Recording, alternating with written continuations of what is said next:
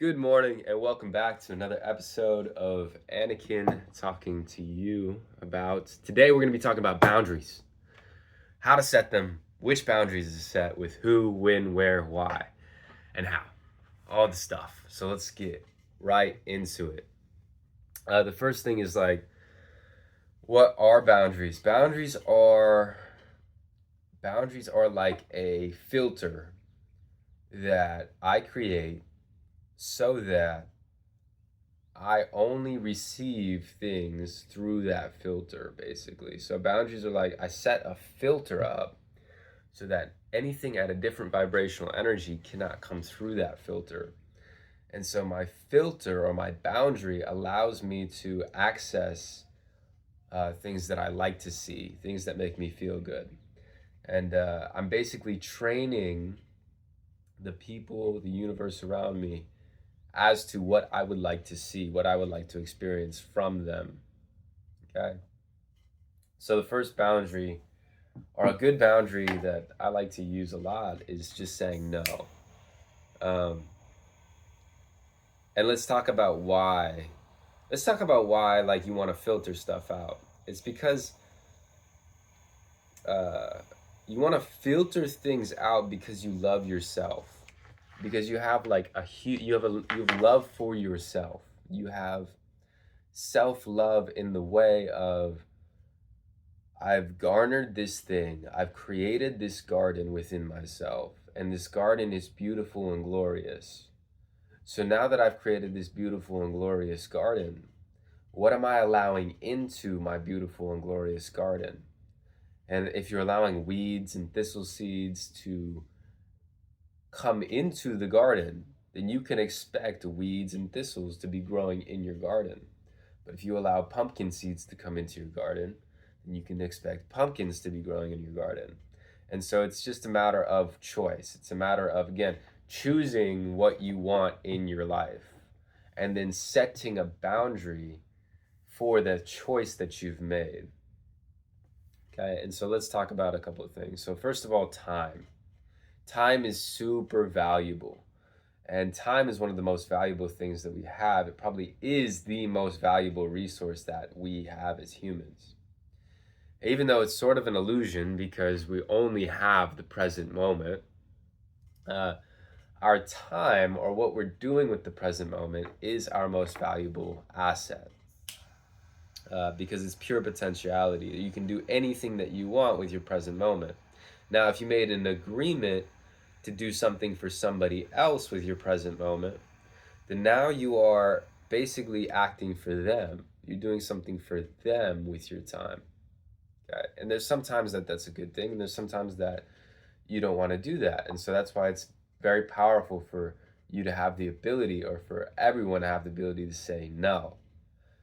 And something that I learned from Jim Rohn was something that saved me a lot of time, that he talks about, is saying it's a no right now, like these literal words. It's a no right now, but I'll let you know if I change my mind. And that frees up so much time and obligation, because now the guy invites you to a party, you say, hey, it's a no right now, but I'll let you know if I change my mind.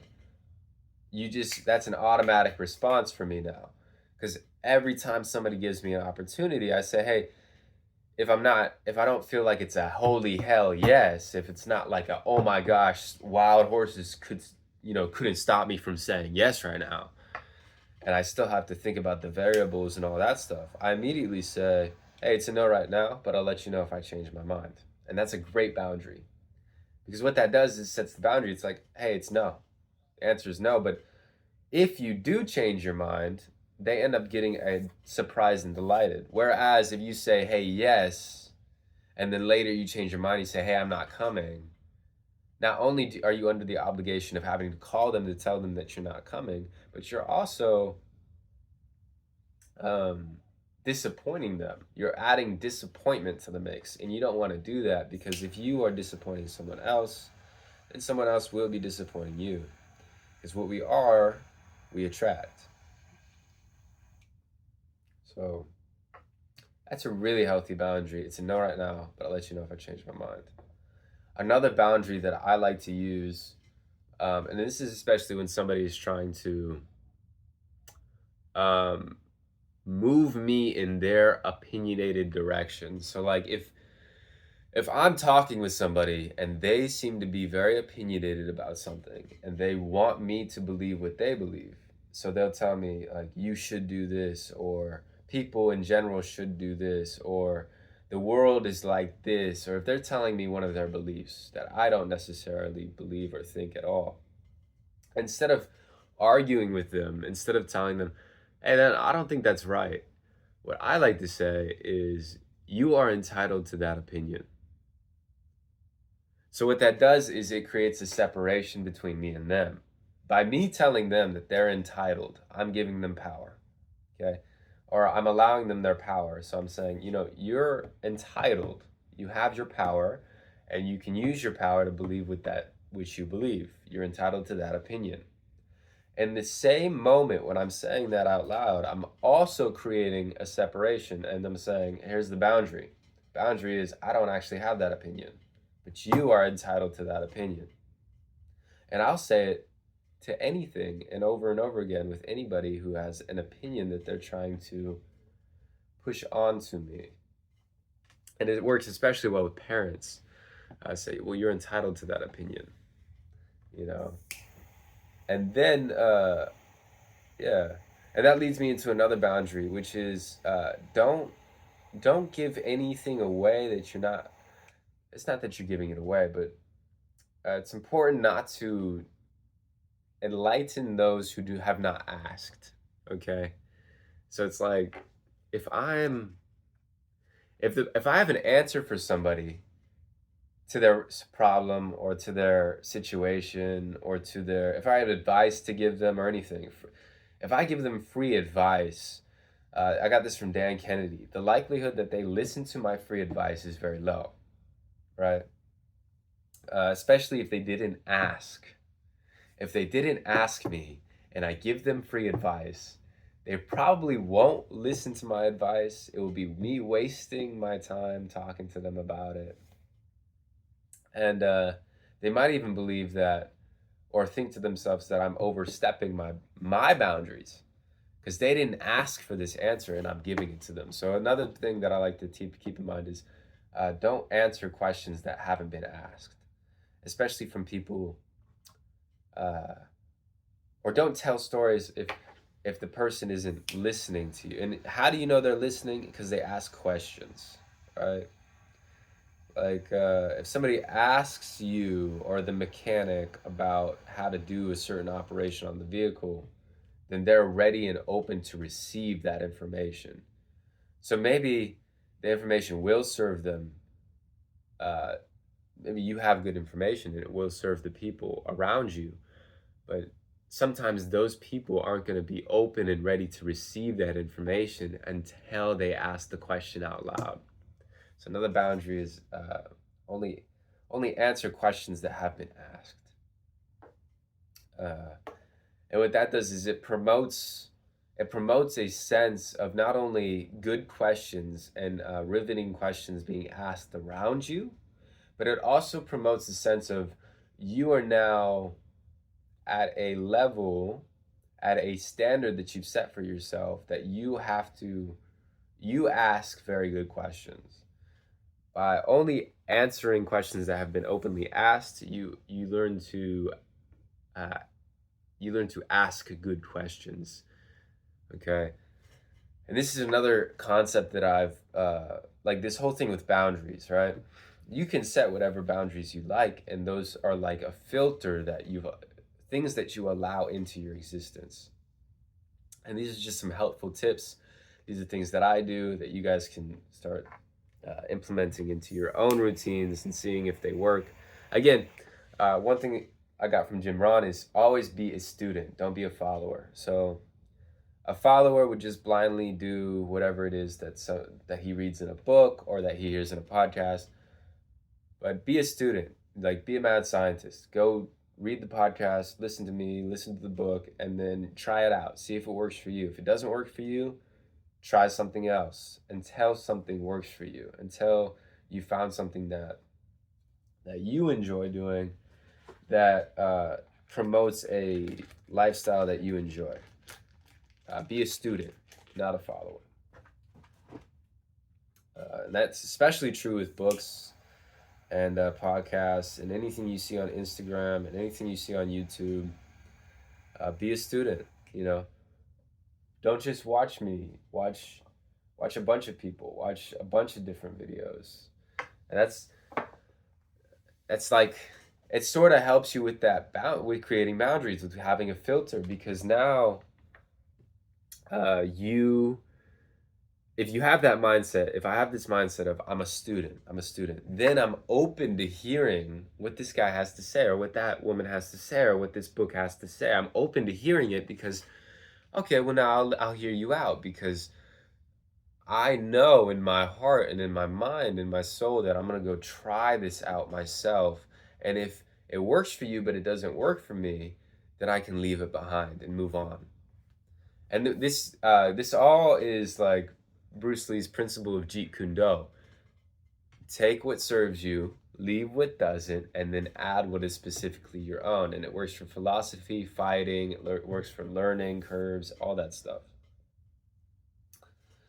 Let me think about some boundaries, some more boundaries that you can instill and implement into your life. A big thing is just saying no to things. And you know, it's a no right now. It's pretty good. Um, and making sure, okay, and the biggest thing is Jesus' golden rule: treat others how you want to be treated. So when it comes to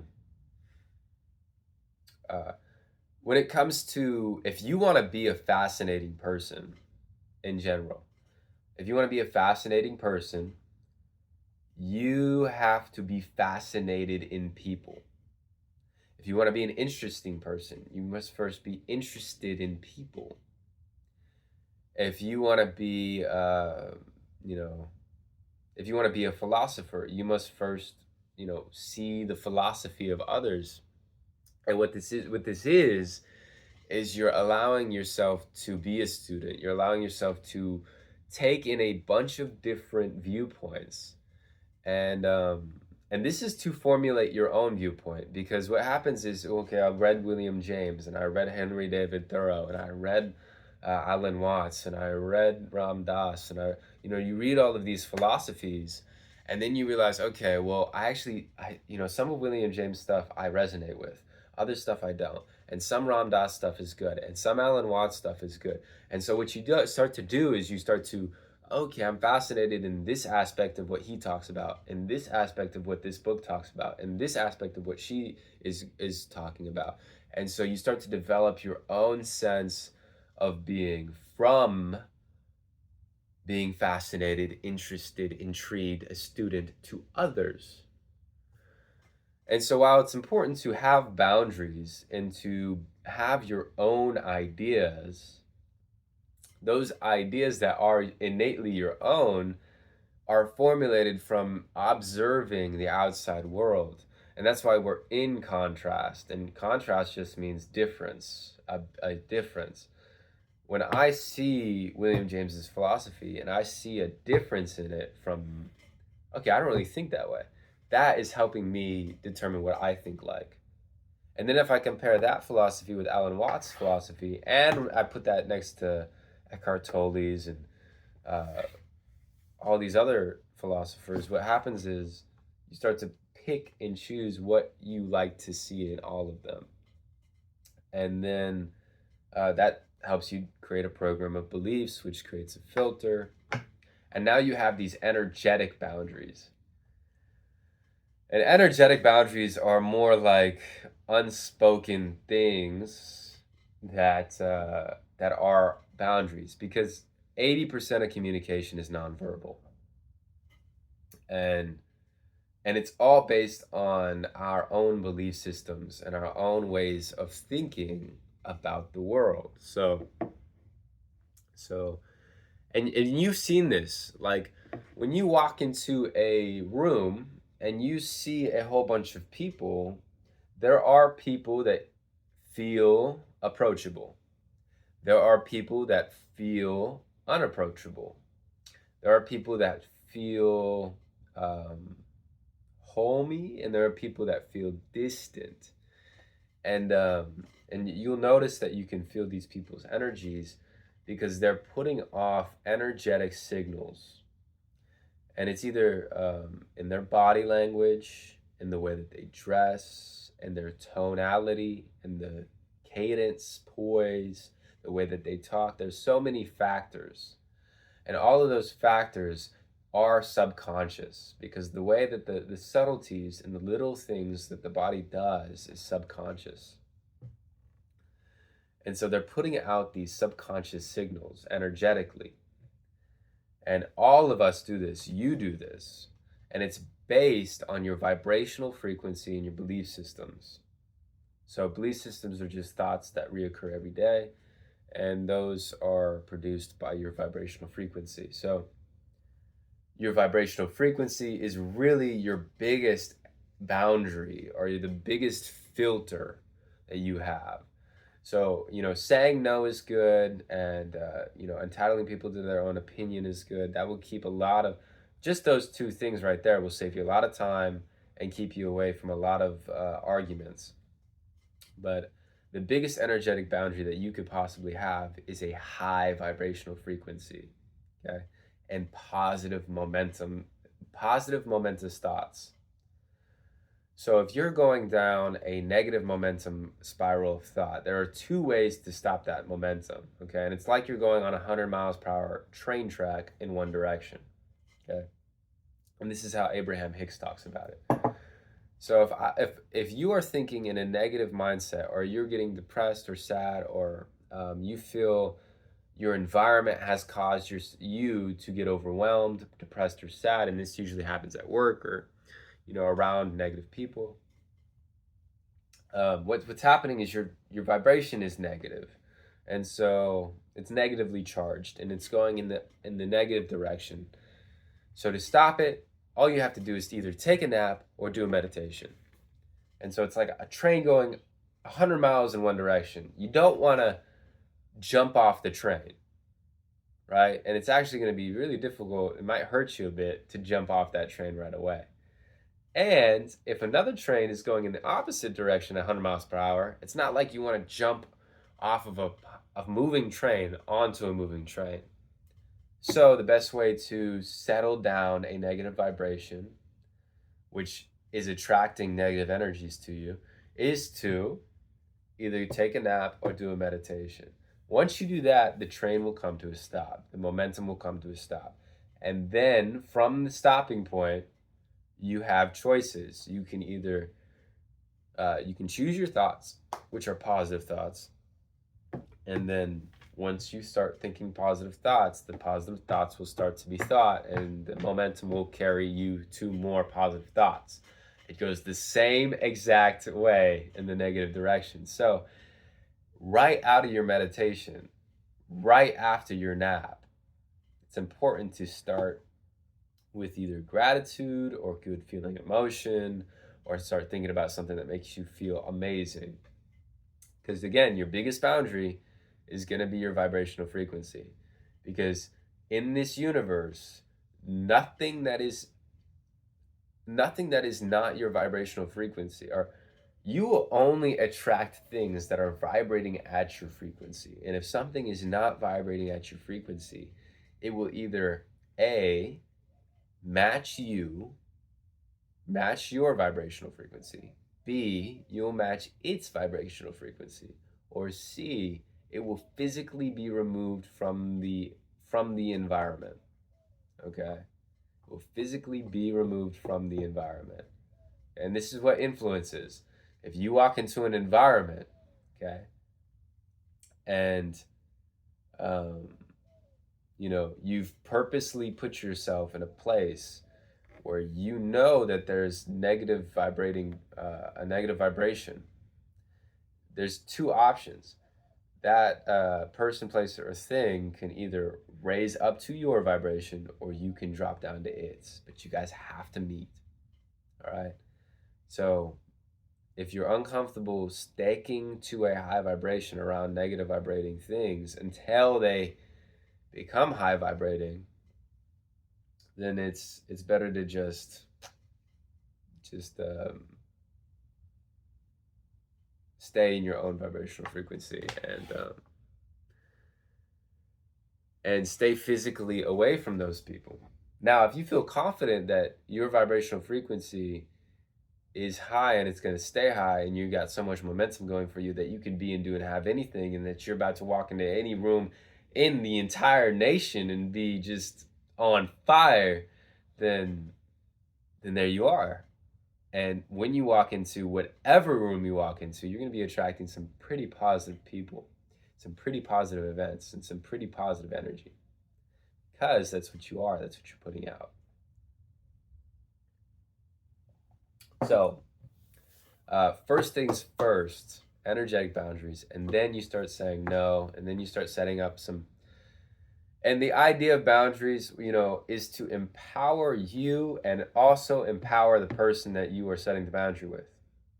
It's not to belittle that person or belittle that environment or say that that's a negative person or tell that person that they're negative. No, it's to empower them to their own belief system. Okay? It's saying, hey, I'm empowering you to that belief system, and by doing that, I am empowering myself to my own belief system. And it's okay that we disagree, because it's all love. And if you like this video, like this thing, slam a like down below. Slam that subscribe button. Just hit 100 subscribers. Thank you guys so much. I appreciate the love and all the comments and all the likes and all the everything. I appreciate you guys so much. I'm sitting here in my mom's garage just banging these things out every single day for you guys and for me. I love watching them back just for my own growth and development. And comment down below what you want to see. Thank you guys for showing up.